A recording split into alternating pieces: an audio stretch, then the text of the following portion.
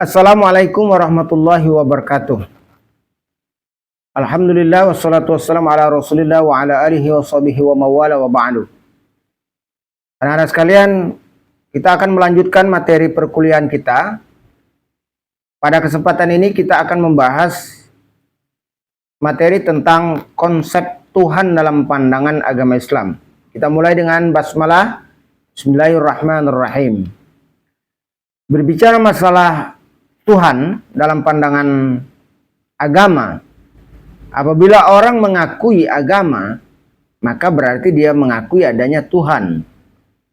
Tetapi ada sebagian orang yang tidak mengakui keberadaan agama, maka secara otomatis dia adalah orang yang tidak mengakui keberadaan Tuhan. Maka orang yang tidak mengakui keberadaan Tuhan inilah yang disebut dengan ateis. Nah, kita akan mengkaji bagaimana sudut pandang Islam terhadap konsep ketuhanan yang menjadi dasar dari sebuah sistem beragama. Apa sebetulnya hakikat Tuhan dalam pandangan selama ini yang kita ketahui? Karena kita ini kadang-kala kan Islamnya ada Islam keturunan. Tidak banyak yang Islamnya karena mendapat hidayah atau kita kenal dengan mu'alaf, dengan mendapat hidayah, entahkah itu dari ilmu pengetahuan ataukah dari sebuah perenungan. Nah, kita jarang ya mendapatnya. Tapi kebanyakan kita adalah Islam keturunan. Maka kita akan melihat Tuhan dalam pandangan manusia itu adalah sebuah kebutuhan atau tidak. Nah, kalau kita renungkan, sebetulnya adalah keberadaan Tuhan dalam diri seorang manusia, dalam diri manusia, itu adalah kebutuhan. Di mana alasan yang bisa kita ambil? Dulu orang tidak pernah mengenal namanya Tuhan, tidak ada yang mengajarkan. Kita ambillah kelompok orang-orang primitif, tapi mereka mencari bahwa mereka melihat alam, lalu kemudian di alam itu punya kekuatan. Ada sesuatu yang membuat dia takut. Sehingga rasa takut itu memunculkan keyakinan bahwa ada sesuatu yang di luar dirinya, ada kekuatan lain. Maka pengakuan akan lemahnya dan mengakui akan kekuatan itu, maka akhirnya itu menjadi sebuah sistem kepercayaan yang berujung pada meyakini Tuhan atau kekuatan di luar kekuatan yang ada pada dirinya. Sehingga senada apa yang disebutkan dalam ajaran Islam bahwa sebetulnya manusia itu adalah bagian dari Tuhan. Yang ketika penciptaan Allah katakan wa nafakhtu mir ruh, maka ditiupkanlah ruh Allah, berarti ada Tuhan dalam diri manusia. Sehingga wajar kalau ketika kita mengaplikasikan kehidupan kita, maka kita akan terkait mencari tentang Tuhan itu sendiri. Baik, kita akan bahas mulai dari mana kita mencari Tuhan. Jadi kebenaran Tuhan itu bisa didekati berdasarkan falsafah ketuhanan. Nah, falsafah ketuhanan ini adalah sumbernya ilmu. Kalau disebut ilmu, maka prosesnya adalah mengetahui tentang kebenaran. Caranya adalah mencari. Prosesnya mencari. Dicari, dipikirkan oleh akal, pikiran kita. Siapa yang pernah melakukan ini? Kalau dalam sejarah Islam ini pernah dilakukan oleh Nabi Ibrahim alaihissalam. Nabi Ibrahim alaihissalam itu mencari Tuhan dengan melihat matahari. Lalu ketika melihat matahari tenggelam, kata Nabi Ibrahim, saya tidak menyukai yang hilang. Jadi ibaratnya menurut akal nggak mungkin Tuhan bisa hilang. Lalu malam siapa yang jadi Tuhan? Maka ketika malam Nabi Ibrahim melihat bulan. Sama halnya ketika dia menyimpulkan matahari, kalau hilang juga bukan Tuhan. Malam besoknya dia melihat lagi, menghadap ke langit lagi, dia melihat banyak bintang. Bintang kecil di langit yang biru, amat banyak, menghias angkasa. Oh, itu lagu ya. Jadi itu yang membuat pemikiran Nabi Ibrahim berjalan. Tapi pada kesimpulan Allah SWT memberikan wahyu kepada hati Nabi Ibrahim. Wahai Ibrahim, Tuhan yang engkau cari adalah aku yang menciptakan matahari. Aku yang menciptakan bulan, aku yang menciptakan bintang dan mengatur peredarannya. Itulah aku. Nah, akhirnya Nabi Ibrahim memiliki satu keyakinan bahwa ada kekuatan yang disebut dengan Tuhan atau Allah dalam hal ini yang diyakini di luar alam ini. Maka pada proses berikutnya baru Nabi Ibrahim lebih jelas lagi ya. Kenapa hal itu bisa terjadi? Karena waktu itu Nabi Ibrahim dihadapkan dengan fenomena tradisi masyarakat yang menyembah Tuhan, tapi Tuhannya patung. Yang dibuat oleh ayahnya sendiri.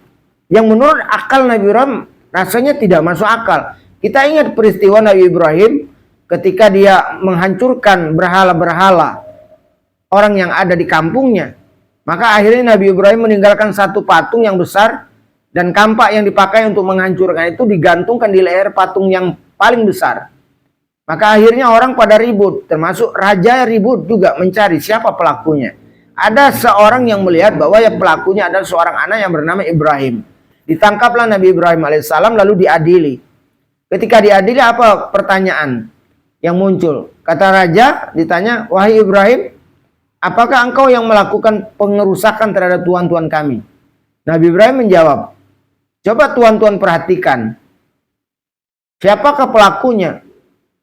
Itu kampak berada pada leher patung yang paling besar. Boleh jadi mungkin patung yang besar itu yang menghancurkannya. Jadi Nabi Ibrahim berkelit dalam hal ini, tapi juga memberikan pemikiran sehat kepada orang-orang yang hadir pada waktu itu, termasuk raja. Apa jawab raja? Ya nggak mungkin lah kami bertanya kepada patung yang nggak bisa ngomong. Nah kalau begitu kamu menyembah sesuatu yang tidak memberikan manfaat bagi kamu. Ngomong aja nggak bisa. Akhirnya raja bukan malah marah menerima logika Nabi Ibrahim, tapi justru malah marah. Maka Nabi Ibrahim waktu itu dihukum untuk dibakar. Tapi di situ dia dijanjikan oleh raja, kalau Tuhanmu hebat, maka selamatkan kamu dari ancaman saya. Maka Nabi Ibrahim alaihissalam berdoa kepada Allah, ya Allah lindungi aku. Maka ketika dia dibakar di dalam api yang menyala, Allah berfirman kepada api, Qulna ya naru kuni bardan wassalaman ala Ibrahim. Wahai api, dinginlah engkau dan selamatkan Ibrahim. Mukjizat Nabi Ibrahim yang pertama adalah itu. Maka Nabi Ibrahim begitu apinya padam, Nabi Ibrahim keluar dengan keadaan kedinginan. Maka akhirnya orang mengakui kebenaran bahwa Tuhan Nabi Ibrahim adalah Tuhan yang benar-benar melindungi. Nah jadi ini yang pertama. Jadi kadangkala akal ini peran penting untuk menyampaikan kita pada pemikiran yang benar tentang Tuhan.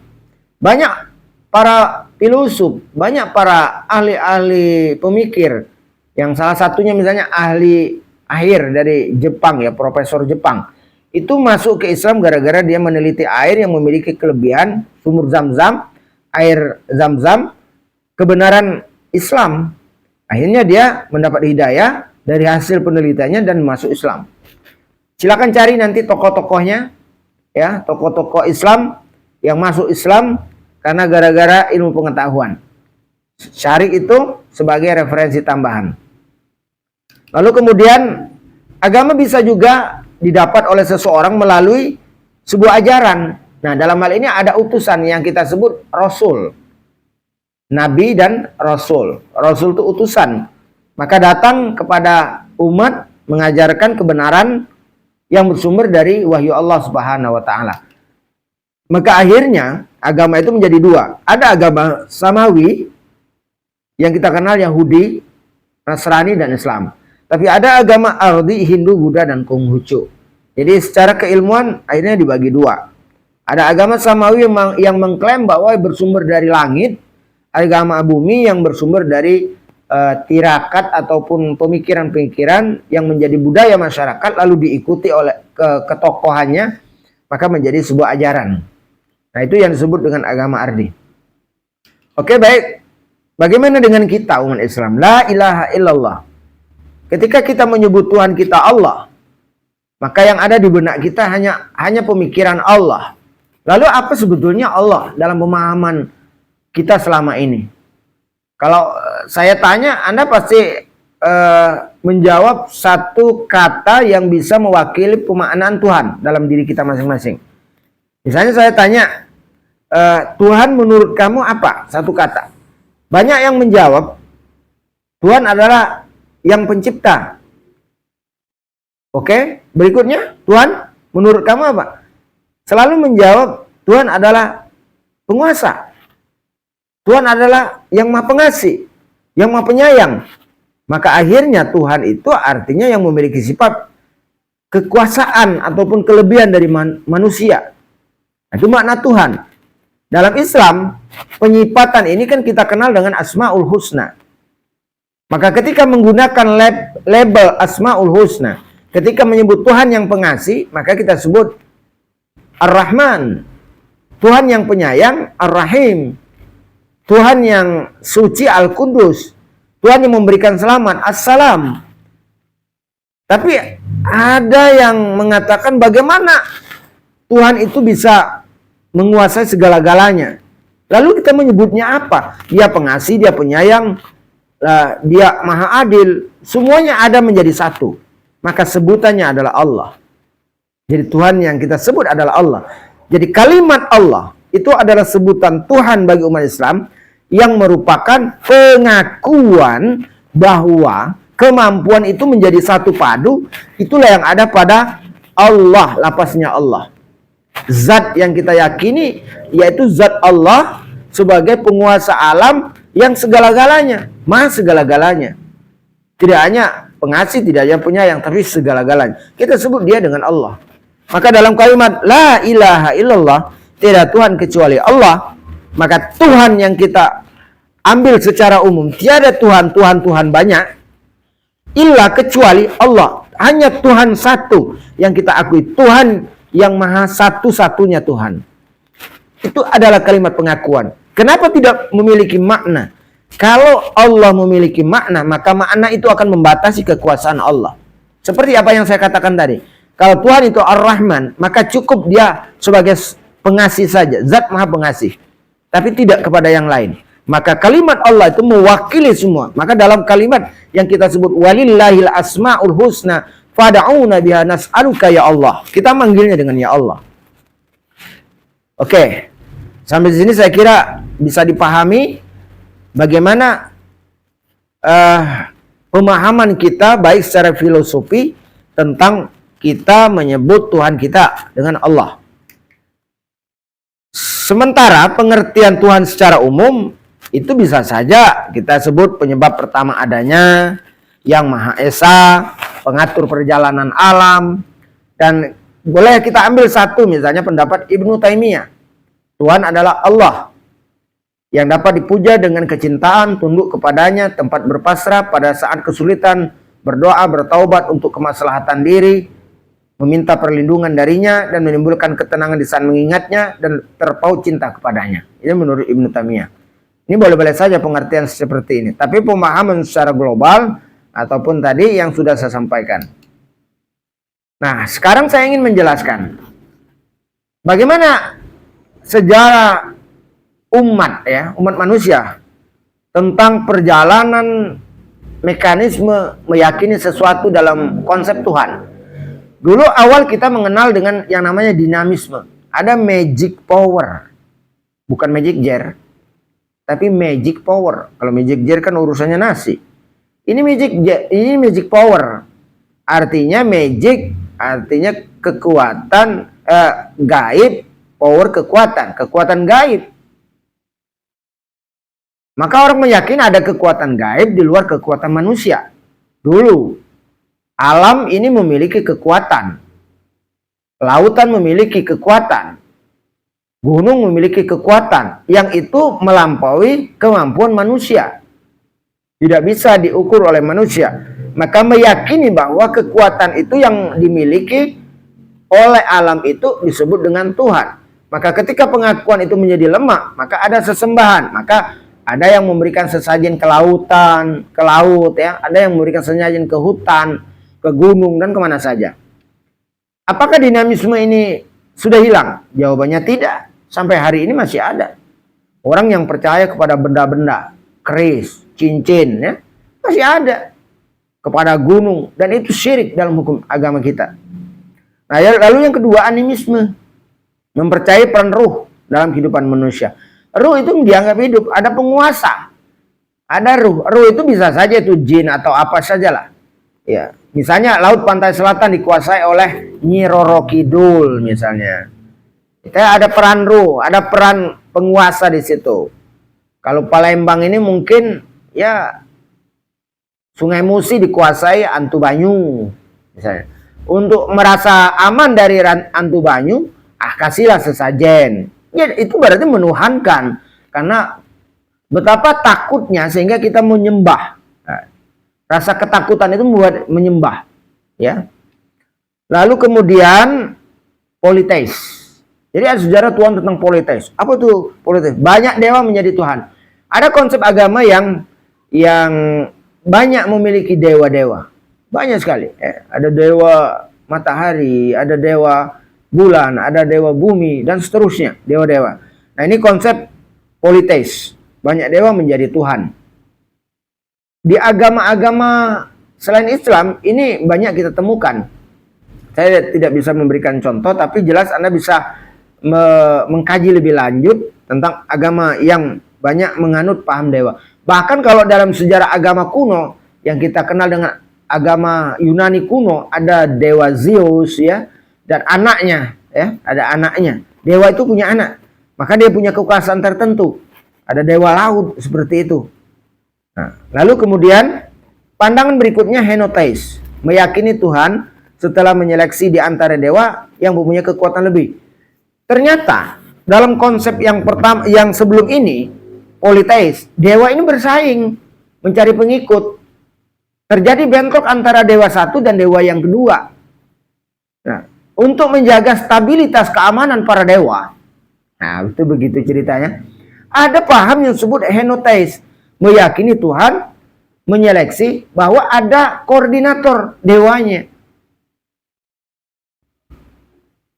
Kalau kita ingin misalnya ada dewa yang kita pahami dalam sejarah agama ya. Ada Wisnu, ada Siwa, ada Brahma, Wisnu, Siwa. Nah, di bawah dewa-dewa ini ada dewa-dewa yang menjadi turunan dewa-dewa ini. Misalnya Wisnu, Krishna, Gatot Kaca, itu ada turunannya. Tapi kalau dewa Siwa, dewa ini kan dewa perusak nih dalam pembelajarannya. Dia ada siluman di situ. Ada iblis ya, ada setan ya. Itu yang dalam pembelajaran. Ya, seperti itulah gambarannya. Nah, inilah yang dalam kajian ketuhanan itu berkembang yang disebut henotheis. Ada Tuhan di antara Tuhan. Jadi ada koordinatornya. Lalu yang terakhir, monotheis. Apa nih monotheis? Satu Tuhan untuk seluruh umat. Saya ambil contoh. Ini Tuhan, anggap saja nih Tuhan. Sosoknya gitu ya. Islam nyebutnya, oh Allah ini. Lalu Kristen nyebutnya, oh ini Yesus. Yahudi nyebutnya, oh ini Yahweh. Terus agama lain nyebutnya Sang Hyang Widi. Jadi sebetulnya satu zat Tuhan itu hanya satu. Cuma agama ini menyebutnya berbeda-beda. Nah, ini akhirnya nih dalam teori ini sebetulnya Tuhan itu satu, tidak banyak, tapi yang nyebutnya berbeda-beda. Tapi kalau kita kembalikan ke ajaran Islam, Islam sejak dulu mengatakan Tuhan itu satu, tidak banyak, tidak ada Tuhan-Tuhan dalam konteks yang lain. Maka turun ayat Qul huwallahu ahad. Katakan Tuhan itu satu. Allahus samad. Allah tempat bergantung. Lam yalid wa lam yulad. Tuhan tidak beranak dan Tuhan tidak diperanakkan. Ini dalam rangka untuk apa? Untuk menjelaskan yang tadi rentetan teori-teori yang menyatakan ada Tuhan-Tuhan yang macam-macam, bahkan ada Tuhan yang Tuhan punya anak-anak. Nah, ayat ini dalam rangka konteksnya membenarkan itu. Nah, ini ajaran Islam. Kalau agama lain itu kebenarannya terserah, itu menurut agama lain. Tapi ini konteksnya adalah agama Islam. Maka agama Islam itu menyatakan bahwa sebetulnya Tuhan itu tidak beranak dan tidak juga diperanakkan. Dia tunggal. Tidak bisa disamakan. Laisa kamislihi syai'un. Tidak ada yang bisa disamakan dengan Tuhan terhadap konsep kehidupan manusia. Kita nggak bisa membayangkan, oh Tuhan tuh punya ibu, oh Tuhan tuh punya anak seperti manusia begitu. Enggak, tapi Tuhan itu tidak bisa kita bayangkan apakah dia ketunggalannya itu berdiri sendiri atau seperti apa. Wallahu a'lam. Hanya Allah yang tahu. Itu tidak jadi ranah kita lagi. Kita meyakini bahwa dia laisa kamitslihi syai'un, tidak bisa kita mengumpamakannya. Nah, mudah-mudahan dari penjelasan sejarah pemikiran Tuhan ini Anda lebih meyakini apa yang sudah saya jelaskan terhadap apa yang diyakini selama ini. Bahwa apa yang kita yakini sudah benar adanya. Jangan pernah berpikir bahwa konsep ketuhanan kita memiliki sesuatu yang tidak realistis ataupun rasional. Karena memang Tuhan itu konsepnya adalah gaib, ya. Dia berada di alam keyakinan, di hati. Jadi kalau ingin mendekati Tuhan, maka dekatilah dengan hati. Tidak didekati dengan akal pikiran semata-mata, tapi tidak juga meninggalkan akal pikiran. Maka dekatilah akal pikiran dengan hatimu. Karena Tuhan itu berada di dalam hatimu. Maka untuk mendekati menggunakan hati, disitulah ada tuntunan kita beribadah, menyembah. Maka dengan menyembah secara baik dan benar, insya Allah akan merasakan dengan hati, dan kita akan merasakan kehadiran Tuhan. Apa yang disebut dengan dalam pandangan orang-orang sufi, ma'rifatullah, mengenal Allah, itu akan dirasakan dengan hati. Tapi kalau kita berpikir hanya sebatas otak atau nggak akan ketemu. Karena kita sholat itu pun menghadap ke kiblat Ka'bah itu hanya lambang saja. Sebetulnya kita menghadap hakikat Allah SWT. Di mana Allah? Adanya di hati kita. Allah itu dekat. Hablum min hablil warid. Seperti hubungan antara urat leher, saking dekatnya ya. Tapi Allah bisa jauh kalau kita menjauh dari Allah dengan tidak ibadah kepadanya. Tapi kalau ingin dekat dengan Allah, maka banyaklah beribadah kepada Allah Subhanahu wa taala. Saya kira itu penjelasan untuk materi tentang Tuhan. Mudah-mudahan bisa dikembangkan dalam diskusi-diskusi kita tentang materi tentang Tuhan. Terima kasih. Mudah-mudahan bermanfaat, dan bila ada salah khilaf itu datang dari saya. Kalau ada yang baik dan benar, silakan dimanfaatkan, dan itu datangnya dari Allah Subhanahu wa taala. Aqulu qouli hadza wa astaghfirullahal azim. Wassalamualaikum warahmatullahi wabarakatuh.